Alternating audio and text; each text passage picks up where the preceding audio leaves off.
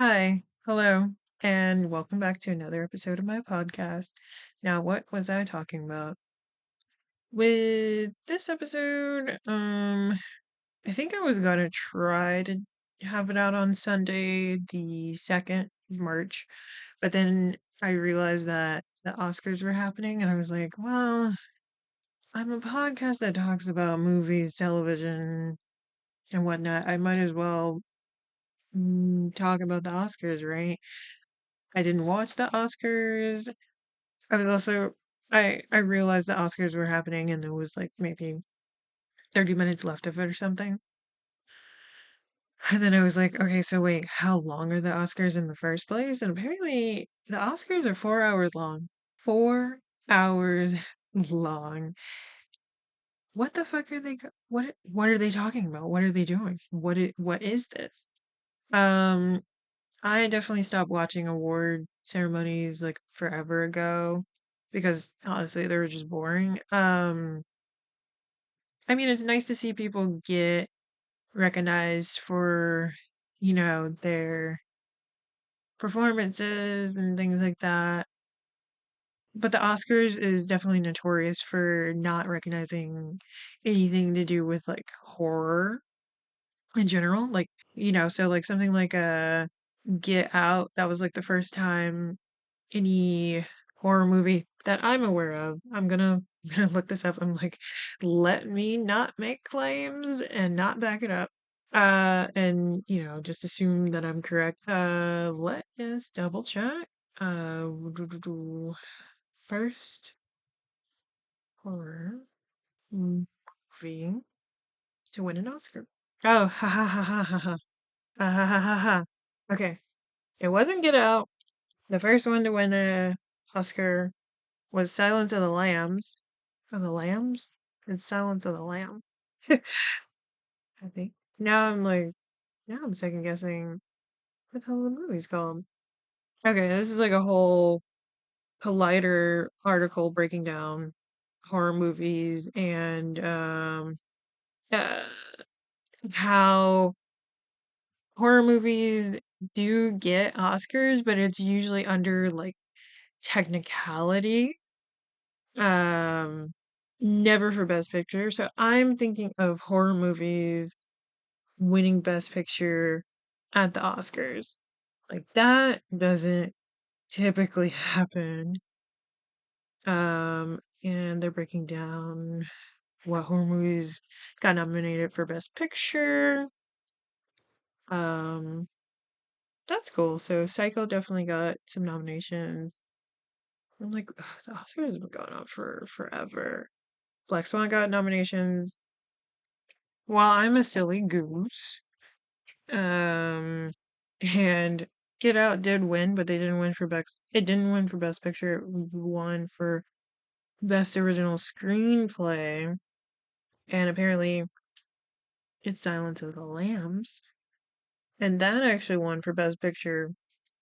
But that's kind of it. Um, it's yeah, the Oscars just so I knew that like The Substance wasn't gonna win. I knew that Nosferatu wasn't gonna win anything. I hoped that it would win Best for Cinematography, but let me look at my list of the winners. But from what I remember, it did not win that, which is sad. Let's see. Cinematography, it was The Brutalist, which I heard that they used generative AI to make some of that. So I'm like, I don't know if they should have been qualified for that. So silly. Um, okay, but yeah, let's just go over things that won. So, actor in a leading role was Adrian Brody for The Brutalist.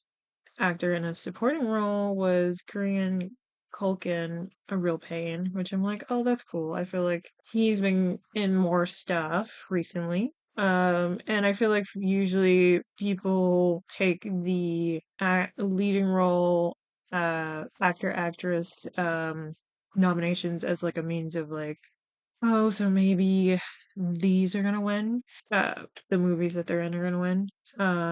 Especially with like a actress in a leading role that went to Mickey Madison for Anora, which I did see. I mean, I remember liking it. It has Sean Baker is the director and uh screenwriter, I believe. And he usually does these like I feel like I talked about it. I feel like I talked about this movie when I saw it on the pod. Yeah, I did, like forever ago. He does like those uh sort of realism. He tries to make it like real life. Um and he's an independent filmmaker. And no, I'm not gonna jump the gun. We're gonna go in order because I was like, and the thing for Best Picture. But no, actress in a supporting role was Zoe Saldana and Amelia Perez, which is a movie people are calling awful that I haven't seen yet, and I kind of want to see because people have said it's bad. And I'm like, well, how bad is it? I'm also realizing that I do need to try to see movies that I'm not exactly looking forward to seeing because I don't want to have sort of a skewed perspective or opinion on things. I mean, I like terrible movies, um, but typically if I'm gonna pay for something, I want to at least be entertained. Like I want it to be interesting. So I usually try to go to the movies because I want to see it, you know?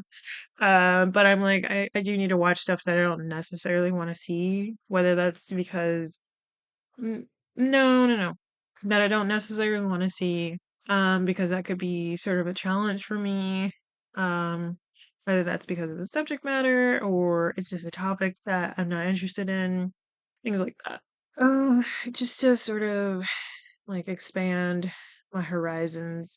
So for animated feature film, Flow One, which I do need to watch as well. That was something I meant to see, but I missed it in theaters. For animated short film, it was In the Shadow of Cypress. I hadn't heard of that, so I'm like, oh, that's cute. For cinematography, The Brutalist. For costume design, Wicked. For directing, Honora. And usually that's like, okay, directing, you are probably gonna get Best Picture. Documentary feature film, No Other Land, which is a Palestinian slash Israeli is not real. Um Film about what's going on over there. And it's I don't know, it's so interesting because I was like, "Oh yeah, that's great. That's amazing." But I was seeing people talking about how like this is kind of like this is more of a symbol rather than um people actually taking direct action because it's like, oh, like people being complacent basically and being like, "Well, yeah, here, take your little award and then never talk about this again." Basically. I'm like, "Ooh, oh, yeah, you're not wrong." Uh for documentary short film, The Only Girl in the Orchestra, which I feel like I heard of that. Um, Honestly, a lot of these I probably need to just go watch in general because I'm like, ooh, interesting. Film editing, Anora again, international feature film. I'm Still Here, which I did hear of. I'm looking at it, and The Seed of the Sacred Fig was something that seemed interesting that I meant to go see too. For makeup and hairstyling, the Substance one. For original score, the Brutalist one. And I'm like, it was up against Conclave, Amelia Perez, Wicked, and The Wild Robot. And I'm like, interesting. um, for original song, that was also another Amelia Perez win. And For production design, I skipped over Best Picture. I'm coming back to it. For production design, Wicked won. For live action short film, I'm Not a Robot, which I haven't heard of. I'm like, oh, what's that? For sound, Dune Part 2 won. Visual effects, Dune Part 2 won. Like, as they should. Yeah. Adapted screenplay, Conclave won. Original screenplay, Anora won. And finally, for Best Picture, Nora. And it was up against The Brutalist, A Complete Unknown, Conclave, Dune Part 2, Amelia Perez, I'm Still Here, Nickel Boys, The Substance, and Wicked. Which is a lot, actually. And honestly, for a lot of those films, there wasn't any other categories that these movies were in, which is interesting. Kind of surprising, actually. I'm like, why wouldn't you? Anyway, I also know that people were pretty disappointed that a few people weren't mentioned during the Oscars, in memoriam, specifically Michelle Trecken Trachtenberg. Uh, I messed up her name. I'm so sorry. Who I specifically remember from Buffy, but people were bringing her up about Harriet the Spy, and I was like, definitely haven't seen that. I'm like, oh, she was in Mysterious Skin, and she was in Gossip Girl. Things I did see. And I did see Inspector Gadget, but she was probably in those things before I sort of had a feel on what she looked like, I guess, or how I would remember her as someone with face blindness. Um, but yeah, she passed, which was really sad. She's only 39. Um, and literally, she wasn't a part of the in memoriam. Neither was Tony Todd, who I love from like Candyman or Final Destination. Shannon Doherty? Doherty? Shannon Doherty. Shannon Doherty. Dar- Darty. Oh my god. We're gonna pause. Shannon Darty, who I know from Charmed, and I didn't realize she passed away, or maybe I did, but I don't know, but she passed away like last July. Um, and that's like plenty of time for her to be a part of this in memoriam. But of course, they were like, well, there's only so many people we can add, because we don't want the program to be too long or whatever. And I'm like, what? That's your excuse? It's already 4 hours long. Y'all did a motherfucking James Bond tribute. There weren't even any James Bonds there. There hasn't been a James Bond movie in theaters for years. What are we doing here? Actually, why the hell did they do that? So, allegedly, the James Bond tribute also doubled as a tribute to the Broccoli family. Crazy that that's their last name. They owned the film rights to James Bond for the longest time, and they recently sold the rights to Ian Fleming's. Uh, oh, that's the person who wrote the books. Uh, to Amazon. But I'm like, that still doesn't. I don't give a shit. But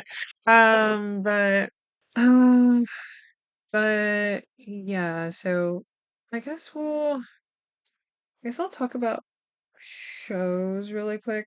Oh, okay. I see what I did here. Anyway, so I tried to watch Squid Games, the second season. I got halfway through the first episode. I'm like, ooh, okay, the hype. The hype is real. I'm watching and I'm trying to figure out what I know Gong Yu. Oh my god, I'm like, I was literally practicing all of these Korean names before recording this, and now I'm like, ugh, tongue-tied. I was trying to remember what I'd seen Gong Yo in, and physically was like, he's very attractive. I've seen people thirst about him and his calves. On like Instagram Reels or whatever. And I'm like, no, but I know I've seen him in something. And then I remembered I had seen him in the show Coffee Prince. In Squid Games, he's literally only like a character that shows up and plays this like game with people. And if the person loses, he slaps them. And then, of course, I was seeing people thirst over him and being like, oh, I'll let him slap me. And I'm like, y'all are so funny. And anyway, so Coffee Prince, which is so funny. I remember I remember this being I remember finding out about this. I don't think I actually watched it, or I watched some of it and then I didn't really get into it. But just to get into the synopsis, um an irresponsible bachelor pretends to be gay so he can avoid blind dates arranged by his grandmother. He hires On Chan, huh? To be his lover, not knowing that she is actually a woman. So it was one of those where the the main female character, the female lead, dresses up as a man or pretends to be a guy, and then gay panic ensues, and then he's like, "Oh, thank God you're a woman," or something like that. It was definitely part of one of those dramas that got made in a bunch of different countries. Because literally, when I looked at the Wikipedia, it was like also related. Um, Coffee Prince, Thailand. Coffee Prince, Philippines. My Coffee Prince, Malaysia. Prince Coffee Lab, China. Kind of like, okay. Y'all are so funny.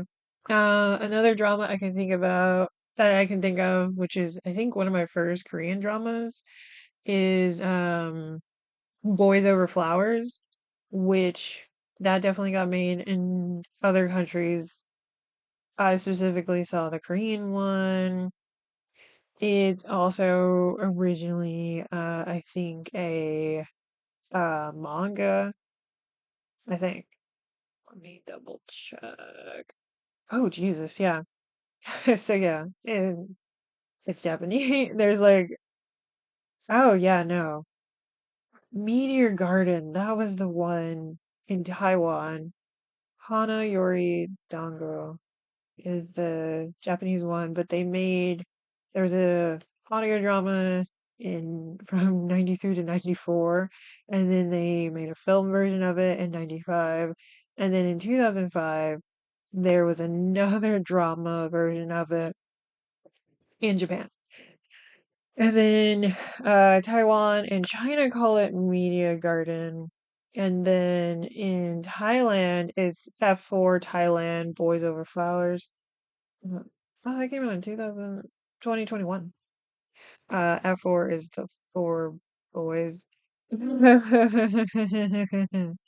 But yeah, I mean, definitely Boys Over Flowers has like all the typical K-drama tropes, but it also being a part of it being like a manga series, like it's based on a manga series, which is so funny.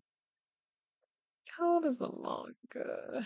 The manga ran from 92 to 2004. That's so wild. Another manga that then got adapted and made into dramas that was then made into dramas like a pot across Asia that I can think of is It Started With a Kiss. And I remember I was trying to get into um like Taiwanese dramas because I was like, oh yeah, let's check out other countries' dramas or whatever. And I fucking hated this show. I fucking hated this show so much. Um I fucking hated this show. Okay, but okay. Let me go over why I hated this show. Um Lovable Airhead, Quiet Genius, Slowly Fall. for each other while living under the same roof. Essentially, her house. No, wait, okay. There's a sinkhole, and it's a huge sinkhole, but only her house is affected. Or is it his house? Somebody's house is affected, and then they move in with each other. The families move in with each other because one family, they're just, the parents are friends with each other. This is me. This is all from my memory. I'm not looking at anything. I'm like, this is what I remember. And I don't, I don't know. It's just, in the show, it just kind of feels like she sort of wears him down because before they are forced to live with each other, she confesses to him and he's like, you don't even know me. Like, huh? Where is this coming from? And he turns her down or whatever. Also, it doesn't start with the kiss. I mean, the kiss is like the end of the show, actually. Like you're watching it and like they fucking kiss in the rain or something, and then the show is over. And then I was like, she's gotta okay. I think okay. I didn't like her as a character. I'm like, she's adorable, sure, but she had nothing going for her. She couldn't cook, she couldn't clean, she couldn't study. I was like, what are she didn't have any interest. I was like, is she okay? Like her only interest was this guy, and then she was being forced to live with him, and then I was just like, I can't. And then I watched the whole thing. But that was back in the day when I was a completionist and I was like, even though I hate this, I'm gonna finish it because I need to know how it ends. Um, but I hated the show. I mean, it's probably fine, but when I was watching, I was like, how could you don't have anything going from you? You're not good at anything? Like, oh my God. Like she's kind of annoying. Like that's why I was like, it feels like she just sort of wore him down because what do you mean? And then like I was like, I need to see the main actress in something else. As much as I want to try to pronounce uh oh wait, no, her real name is Ariel Lynn, who's also a singer, I think. And then I feel like huh? Okay, no, okay. I just saw I saw like a photo of her and I was like, that doesn't look like her at all. Oh wow, she's only 42. I watched something else with her because I was like, I need to like clean myself of like this image I have of her from It Started with a Kiss. Um, and then um I forgot what it was called, but she was being like a villainous character, I guess, or like more of a mean character. And I was like, oh thank God, okay, so you're just a good fucking actress because you really sold me on that fucking character. And then I was about to fucking watch They Kiss Again, which is the second season, and she was surprised about sex and she was surprised about pregnancy and anything. I was like, do you know anything? Do you know anything as a character? I couldn't take it. Um I didn't watch the rest of that. I couldn't. And then Playful Kiss came out in Korea, and in that it started with a kiss, but she's an artist. And I was like, oh my God, they gave her a hobby. They gave her something that she aspires to do. Oh my God, thank you. Thank you. Because I'm like, it's a fine thing. I don't know. The Taiwanese, I think it was just also being dramatic because that's how dramatic it probably is in the manga. Thankfully, I didn't torture myself and like read the manga too. Because, oh my God, if it was the same. I mean, I would probably be able to take it in the manga, but still. But I didn't watch the Korean version of it because I was like, this is gonna still probably follow the same beats.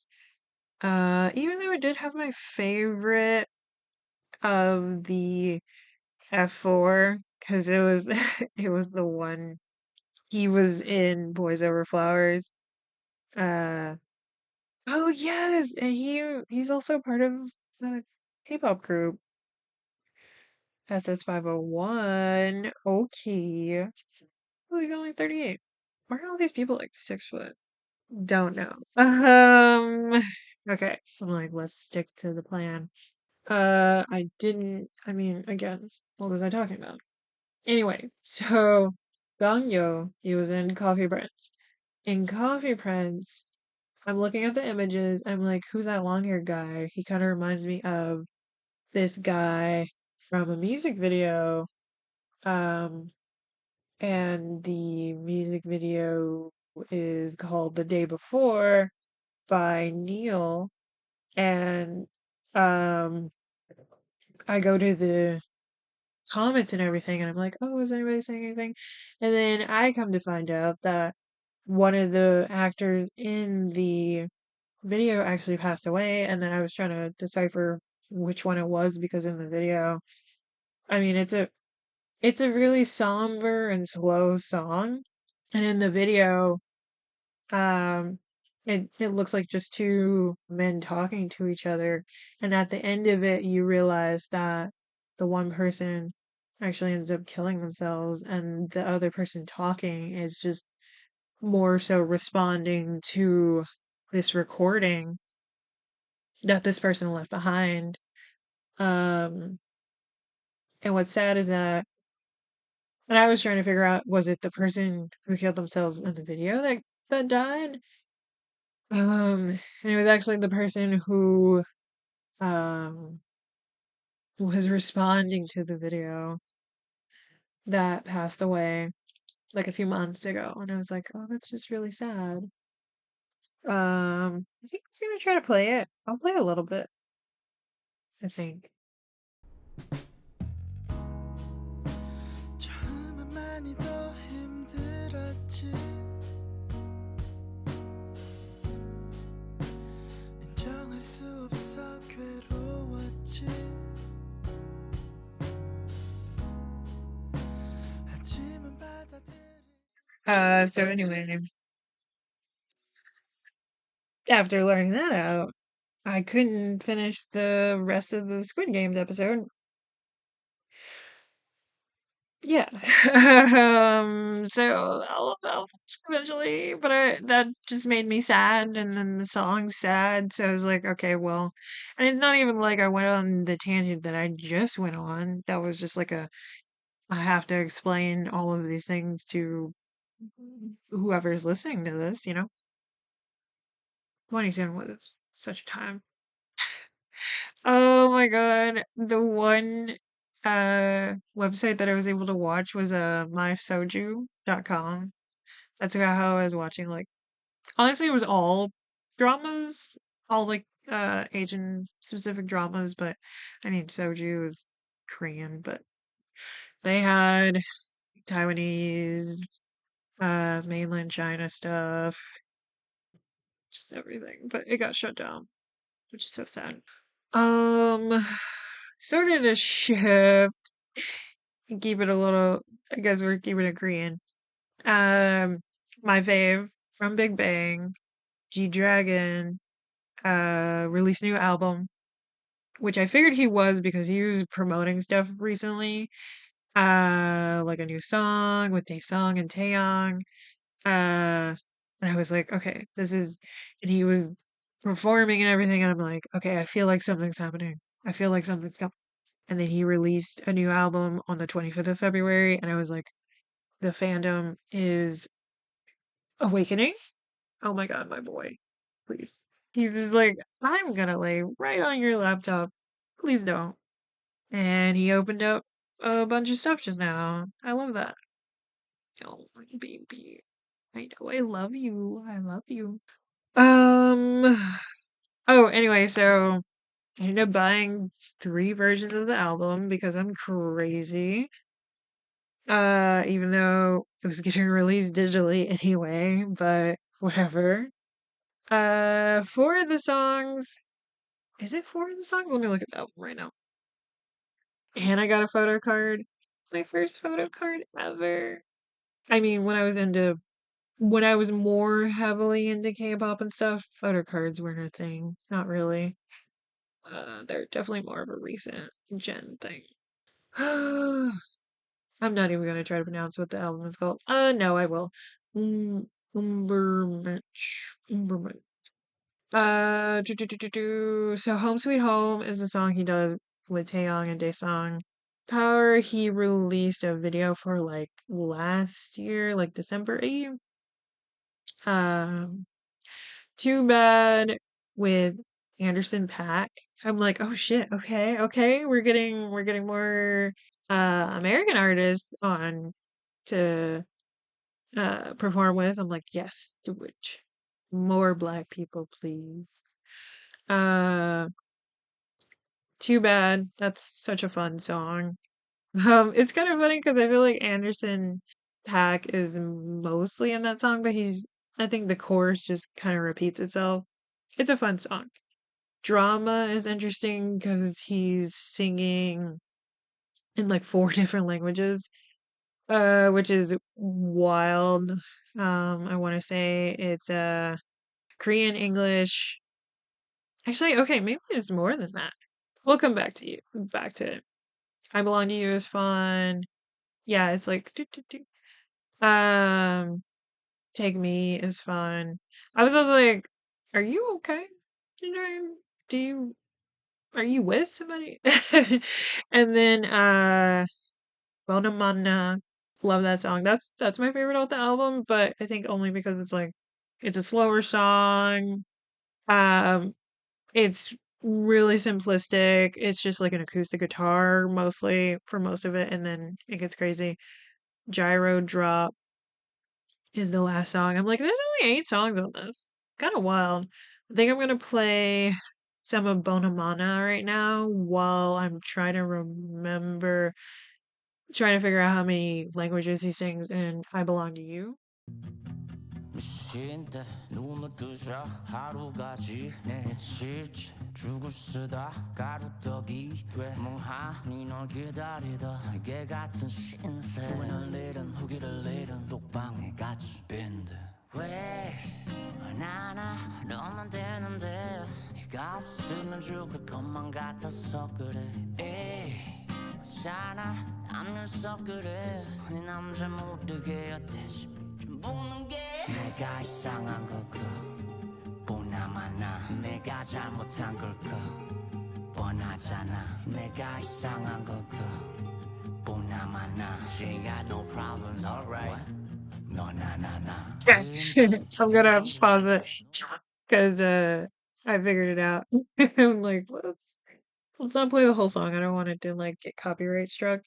Um so he sings it in English, Korean, Japanese, and they're saying Chinese, but I'm like, is it Mandarin or Cantonese, you guys?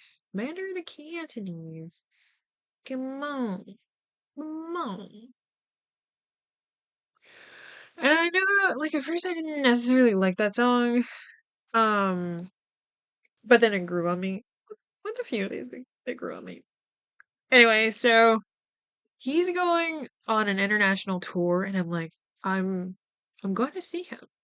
I have to, because I missed his Mont, is it Mont? I'm gonna say Mont to tour when he released his like mini album or like EP, I guess. Which it was Killer Me. Oh, it was just self-titled or more Kwon Ji Young. And there's literally only like 5 songs, and he was selling like flash drives or something. Yeah, he's an interesting fellow. But I like the album. It's good. We're keeping with the music. So I have been playing Infinity Nikki. We'll probably get back into that. But to talk about a different musical artist that I'm kind of obsessed with right now, Sarah Brightman, which if you haven't heard, she is the highest paid soprano in the world, but she also does the opening song for Love in Deep Space, which I only found out because uh when I was trying to when I was playing the game, I was like, what the fuck is this song? And why can't I understand what she's saying? And like who is she? Like who is this? Because they got I was about to say Jojo Siwa. They got Jessie J for Infinity Nikki. I don't know why I wanted to I don't know. I don't know. So I was like, okay, so who did they get for Love in Deep Space, right? It must be someone famous. And this fucking diva. Okay, this fucking diva. Okay, first of all, we're gonna play the Love in Deep Space theme song. Some love for longevity before fading to dust. Some long for eternal sleep, as eulogy chanted by stars. I think she just like over enunciates, so it's like, huh? Are you saying? Anyway, no. But so this diva, she was originally married to Andrew Lloyd Webber, and she is the original Christine from like Phantom of the Opera. Christine, like she was fucking Andrew Lloyd Webber's muse, and he created this character for her for the stage in the goddamn 80s. Like she's amazing. Like when me and my friend were looking up like videos and stuff for her, like she's gorgeous. Just this older woman. She's always been it. She dresses fantastically, like immaculate, just gorgeous. And oh my god, all of her album covers kind of look like just Evanescence's first album cover, but like just the early 2000s amazingness. I love it. I love her. I love her so much. And if I'm probably gonna cut this and do like a visual version of it, but I'm like, you're gonna have to like, I'm gonna do a compilation of like why she is the moment. Like, I love her so much. She's so good. And I meant to like talk about her last week, but I forgot, honestly. But no, she's great. She is currently in Asia right now, touring the revival of Sunset Boulevard.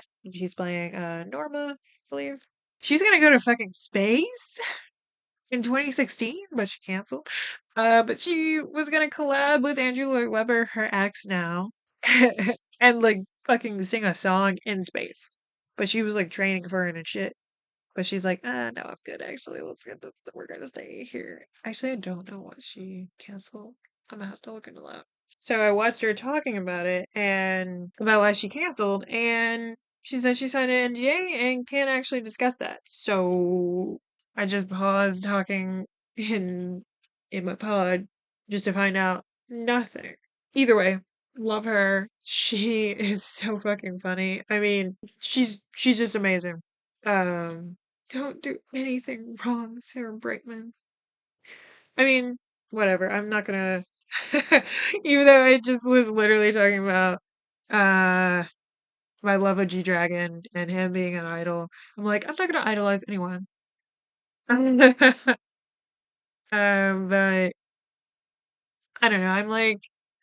I'm only letting the fandom come out a little bit with G Dragon and whatnot. I'm just like, yeah. I mean, he makes good music. He does most of like the music production and lyricism with his songs and like a ton of other people's songs. So I'm like, he's cool. One of the few. Never mind. I'm not gonna say that because I'm like, I can't. I need to stop saying things that are like a totality of something, and it's like, no, I'm just saying that because that's what I believe, rather than it being like a fact. But I'm like anecdotally. No, no. Just to move on. I'm gonna talk. My cat is on top of something that he shouldn't be. Anyway, before I got distracted, I wanted to talk about Will Trent. Cat is so funny. One of my cats is so funny. The other one's like, I'm gonna just stare at you. Archie, what's up? Oh, okay, they're gonna fight it out, I guess. Trying to think. Did I bring it up? Oh yeah, okay. So Will Trent, latest episode, episode 8. It's called Abigail B. And we got a mix of stuff here.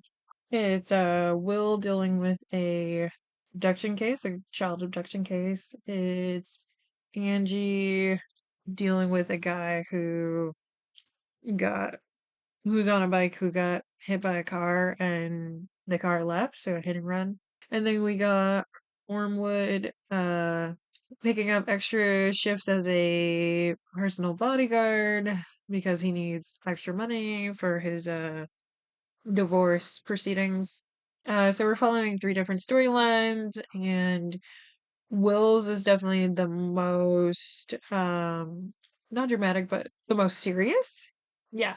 The most serious because it is dealing with a child abduction, and it sort of is close to home for him in that this is abuse of a child, and he kind of grew up in the foster care system, and um just overall didn't have that great of an upbringing. So he there's a level of guilt because he sees her and he makes eye contact with the child. Um, and he can tell something's wrong, but he has Betty tied to a bench. Betty's the chihuahua.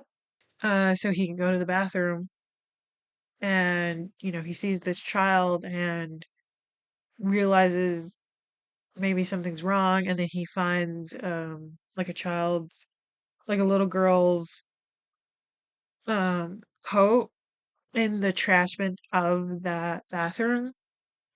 And then he runs off and tries to find her and the man that she was with. He finds the man, but not the girl. So he realizes that there probably was a handoff already. So he knows he has to get information from this man and figure out where this child is. And I'm like, oh God, this is so serious. And his love interest in the show is also helping him. And then at the same time, we have Angie, and this guy who gets hit by the car is kind of introduces her new love interest. Um, she's trying to fix up her car. This was something Will would always do, so she's not actually really that knowledgeable on it. And uh yeah, then she comes across then she literally, sees this guy get hit uh and offers to drive him to the hospital.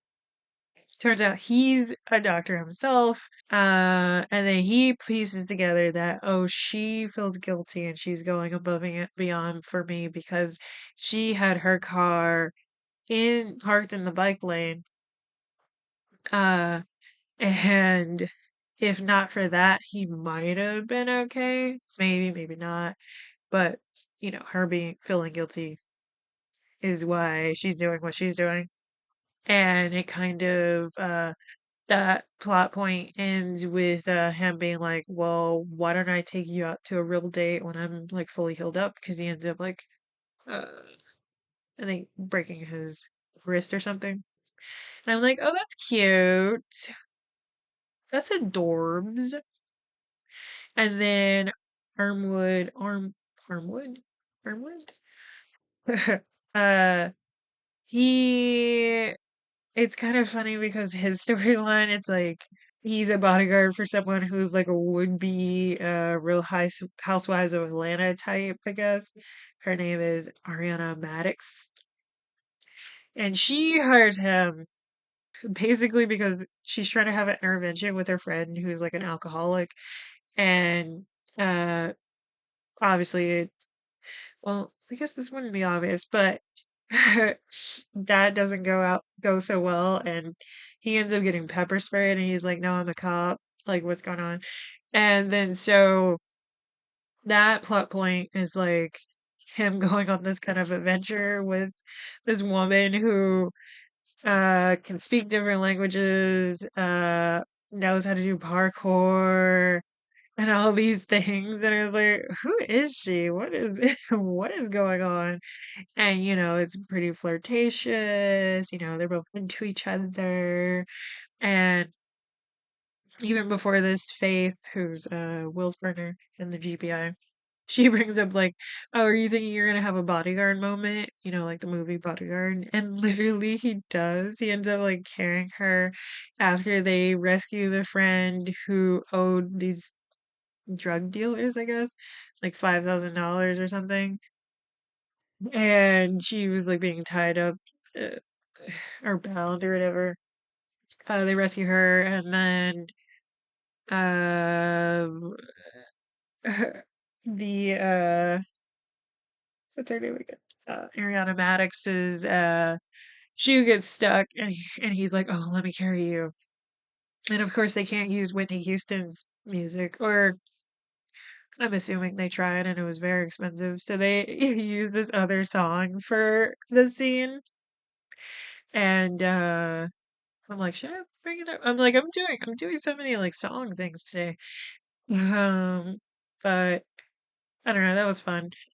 And with like Will's uh plot point, thank God they like tricked the kidnapper into believing that the handover happened or already happened, because what they realized is that he's probably not going to say anything until he knows time wise that the handover already happened. So whatever information he brings up, the people, the buyers, quote unquote, that's such an awful thing to say, would already have the girl and get away with what they're doing.